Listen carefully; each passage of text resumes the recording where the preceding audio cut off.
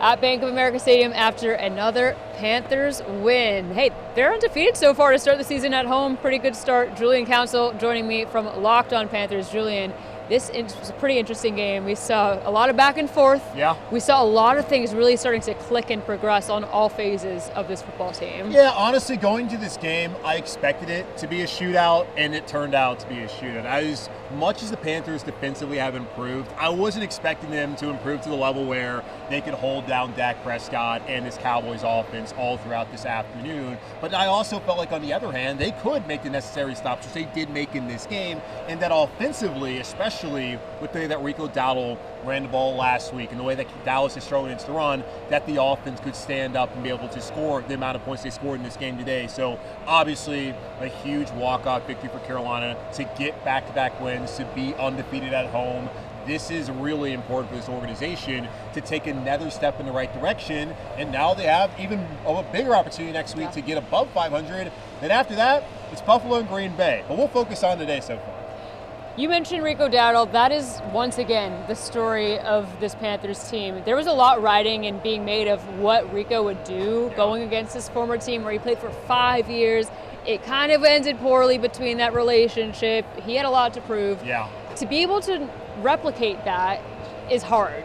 He, talked his talk all week. He said, hey, you guys need to buckle up because I'm coming for you. He backed it up out there today. How good was that to see? Absolutely, and he did say after the game that they weren't buckled up. Because clearly when you give up 239 yards of all-purpose yardage for Rico Dowdle, which is the most in franchise history, breaking Christian McCaffrey's record, that team was not prepared for him. And I know that Brian Schottenheimer, the head coach there in Dallas, did say on Monday that they would be buckled and ready to go. That was not the case. Rico Dowdle has been outstanding over the last 2 weeks. 206 yards on the ground last week, 189, I believe, today on the ground. It's a lot. I mean, he's been great. So to see that again, it's awesome for him. And he's a guy who's from the state of North Carolina, played in the region in college down in South Carolina, for him to be back home and be able to get this opportunity to where it's another contract here for him. Chuba Hubbard, we can talk about what happens there on another day. The conversation today is about what Rico Dowdle's been able to do in this offense. And I was talking to a Cowboys reporter up in the press box before the game, and I was just asking them how they felt about what played out there with Rico last year in Dallas, or really back in March of this year. And Rico wanted closer to $6 million, according to that person. And the Cowboys only winning about $1 or $2 million, which is kind of what he got here in Carolina. So he showed them last week, hey, maybe you guys made a mistake. And then today, with Javonte Williams on the other sideline, not doing much on the ground, he showed again that maybe they should have paid him, and certainly they weren't buckled up. Javonte with 29 of Dallas's 31 rushing yards of the day. So not a really good showing. Also can speak volumes a little bit to the defense of the Panthers and what they were able to do. But in terms of Rico, just again, he's coming off of a 1,000-yard rushing season himself. This isn't like an undiscovered gem, but he was working in a tandem with Zeke for a lot of his time in Dallas too. So it will be interesting to see when Chuba is healthy again. Of course, we're going to revisit that for another day and celebrate Rico for right now, because he really, backed up his talk, and he was doing it all between rushing and receiving. So pretty cool to see T-Mac talking about receiving. There's been a lot that was made of him coming into this week about having not had a touchdown. It was just 5 games as a sample size of an NFL career, but 6-1. So he got the one, he ripped the Band-Aid off and did another one. How good is that to see him finally get on the score sheet? I mean, it's great to finally be on the board there, to get the first career one, especially to have his grandparents in attendance. He did say in the locker room afterwards that it was his grandfather's birthday, and maybe he's going to get the first touchdown ever he caught in his career, get that football, which will be awesome for that family to share that moment. But he's been a stud for them.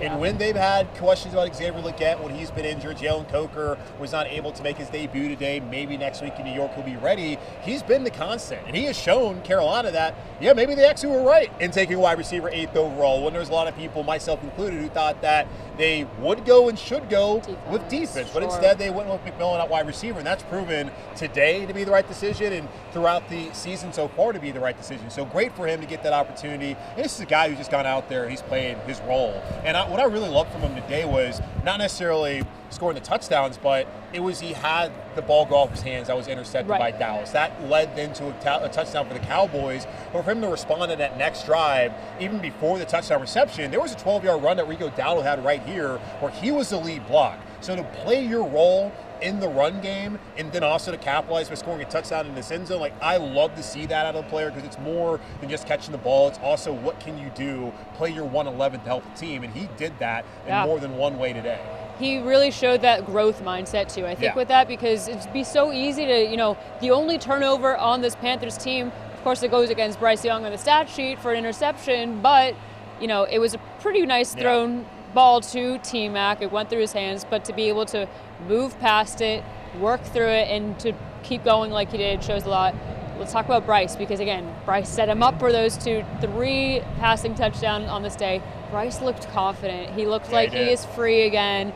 And it's just really cool to see Bryce when he's playing the way he is. It's very helpful, too, for Bryce Young, who's still a young quarterback, to have a rushing attack like he's had the last 2 weeks. When you're rushing for over 200 yards in back-to-back weeks, as a quarterback, you don't have a ton of pressure on you. But he has also shown that even with the mistakes last week against Miami and today where he didn't make a mistake at all, he can help this team come back and win games late. He's done it pretty much since the beginning of his career. Those 2 wins they had back 2 years ago, they were also walk-off wins like the win today. He had walk-off wins last year in the game against the Giants in Germany, but he now has 5 fourth-quarter comebacks and 8 game-winning drives in his young career. And now Carolina's not won a ton of games, but when they do, it's typically because Bryce Young made the right plays at the end of the game, like he did today. That 4th and 3, pinpoint accuracy and precision to Hunter Renfrow, the throws he made last week. I thought Bryce Young had a solid day. Does he put up big passing numbers? No, not necessarily, but does he make the plays that are needed in those moments? So far, yeah. And I had someone ask me this week, is Bryce Young clutch? Maybe. He comes through. I think a lot of that does also go back to the coaching staff and the play calling for putting Bryce in these situations. You talked about last week as well. There were 2 pretty notable 4th down conversion plays, that one to Jimmy Horn Jr., another one to T-Mac. This one, again, with Hunter Renfrow extending that game-winning drive, the one that would be that final game-winning kick, which we'll talk about in a little bit. Yeah. But for Dave and Brad Isaac to have the confidence that they've been saying that they have in Bryce, to be having these calls, to have Bryce be put in these situations on 4th down to keep going for it, I think that speaks pretty high volumes as well. Absolutely, and you could see at points in times last season where Dave Canales really didn't believe in his quarterback, at least trust him. Let's not say believe, but didn't trust him to run the offense and operate it at the level that he needed, which is why he went to Andy Dalton. And even when Bryce had to come back out there because of Andy's injury at first, Dave wasn't really that trusting in him. But we have seen since the end of last season the way Bryce was able to turn things around, and even early on this season where there have been turnovers, that in those situations you kind of don't have a lot of choices. But he has also been willing to allow Bryce to show him that he can continue to get it done. And Bryce in those situations has been able to do that. I think about one of the throws he had in the 3rd quarter where he was able to evade the rush, step up and find Rico Dowdle wide open for that touchdown. The throw to Terrell McMillan on the other side of the stadium in that end zone. He brushes off a defender, stands in the pocket, delivers it on time. And the guy's making a lot of plays. And yes, the turnovers can be an issue. No, the one today is not on him. But you get the good also. We've seen the good the last 2 weeks, especially late in the 4th quarter against Miami and then today against Dallas. It's all going to start through the quarterback in terms of the confidence of this team. I saw him pregame, of course, giving every single player that high five, giving them a word as they're walking off the field. So it seems like he's really, really coming into his own in terms of leadership. Onto the defense. This Dallas team, we knew Dak Prescott was coming in just torching opponents in terms of numbers that he's been putting up. It always seems to start every season. Dak is having a historic year, and he had a great performance today too. He had George Pickens, who had a show at Bank of America Stadium today, hurdling defenders, crazy touchdowns. But let's talk about that rush, because they really couldn't do anything. That Panthers defense was standing strong. 19 yards allowed last week on the ground against Miami, 31 yards today, 1.6 yards per carry allowed. That's what you want to see, especially from a defense where you go back to week 1 against against Jacksonville. That was 7 straight games going back to the end of last season when they had allowed 200-plus yards rushing on the ground. You can't win in the NFL like that. And those aren't my words. J.C. Horn said this even last year. When you can't stop the run, you can't stop anything in this league. And recently, against Atlanta in that 30-0 victory here, even against Arizona in that comeback attempt that they lost, but last week, this week, they're stopping the run. and that's setting everything up. And of course, Dallas had success through the air, but if you can't control the line of scrimmage and be able to stay on the field like they were not able to do on that last drive that they had, then you're going to have a tough time winning these games. So that is a big piece of this defense, that Derrick Brown being healthy, just throwing guys aside, making those plays. Yeah. Trevor Wallace making plays. I mean, Prince Umamielen, who throughout the draft process was not noted as a run stopper, made several plays right there, either behind the line of scrimmage or right at the line of scrimmage today. So overall, it's been a great team effort by them against the run the last couple of weeks. And just to kind of round out the full picture of this team, special teams. Yeah. Ryan Fitzgerald is 9 for 10 for field goals on the season so far. He was 3 for 3 in this Week 6 matchup, including a 55-yarder. So obviously that's great to see your kicker go for a 50-plus field goal. But to have the confidence to put a game on the line in your kicker's foot rather than hand, I guess. Yeah. And go for it and knowing he's going to deliver. I mean, Ryan's poised. He felt confident. And I asked him, like, did that 55-yarder earlier kind of give you that confidence? And he said, yeah, I knew I had it today, so I felt good. And that shows that Dave also has that same confidence. And it's funny, too, because I think back to after they made roster cuts and Ryan Fitzgerald won this job, we asked Dave Canales what he thought about Ryan Fitzgerald, and he's like, he's a kicker for now.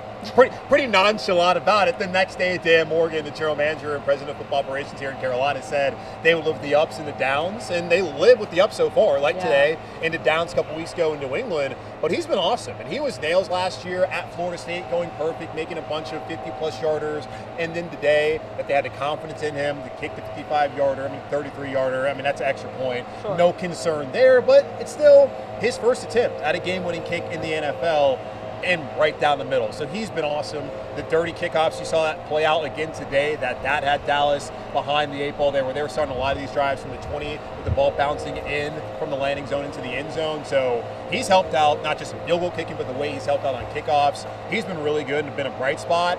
And answering a question that Carolina's had for a number of years now. Pinheiro was solid. Before him, Zane Gonzalez. Joey Sly was up and down. But they have finally seemed to have found their next franchise kicker in Ryan Fitzgerald, and he proved it yet again today. The NFL is such a week-to-week league, and it seems like our narrative when we speak about them really changes every week, whether we're saying things are trending up or down. It's so different, and this team is still trying to find its groove through 6 weeks. Through these 6 weeks, though, of course, they're at 500 the first time in about 4 years.